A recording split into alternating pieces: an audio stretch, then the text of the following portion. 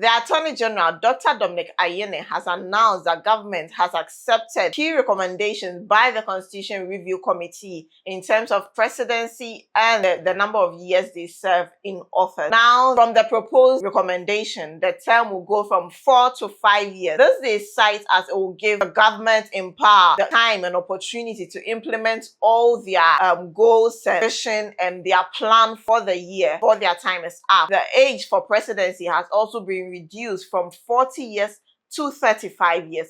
So now we are waiting for Parliament to adopt it, and if they vote and accept it, it would now become law and will be part of Ghana and will now be adopted into the constitution of Ghana. But it doesn't start from this government. It will now apply to successive governments, not this particular government. So this particular government is still going to be 4 years, but other successive government would now be 5 years. Same goes for presidency and member of parliament. We don't know if that's a good thing. Change is good. We will always want to see change. But that's what the Constitution Review Committee recommended, and that's what the Attorney General has announced to the general public. Moving on to our next story. Remember some weeks ago I brought you the Sedina Tamakloe case where she had been extradited back into the country. Yes, and she was serving her 10-year term where she was tried in absentia for her time as the CEO of Maslok and conspiracy for stealing, causing financial loss to the state, and a lot of 72 counts of charges when they are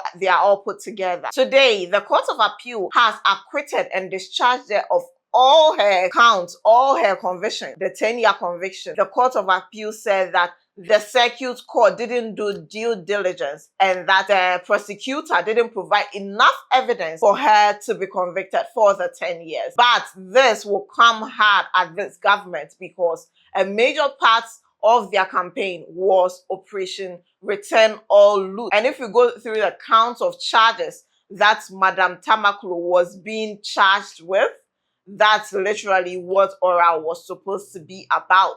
If this woman goes scot-free, it won't be good, because then oral isn't working and shouldn't work unless oral is just for the opposition and not for people in government. Moving on to other news. Yes, Adwoa Safo is still in the news. Remember, today is supposed to be the day of the burial, the funeral, right? It starts today, and the court placed an injunction yesterday, a 10-day injunction on the funeral yesterday. So we're all looking to see would the funeral hold as promised, but it seemed as though the injunction didn't stop anything, because in the hometown of Apostle Kwadwo Safo in Gomwa Mpota, chairs have been set, tents have been fixed, and people are trooping in, mourners are trooping in to sympathize with the family. The former member of parliament for Dome Kwabena, Honorable Adwoa Safo, is there, her brother is there, her mother is there. So in a nutshell, the funeral is holding. We don't know what the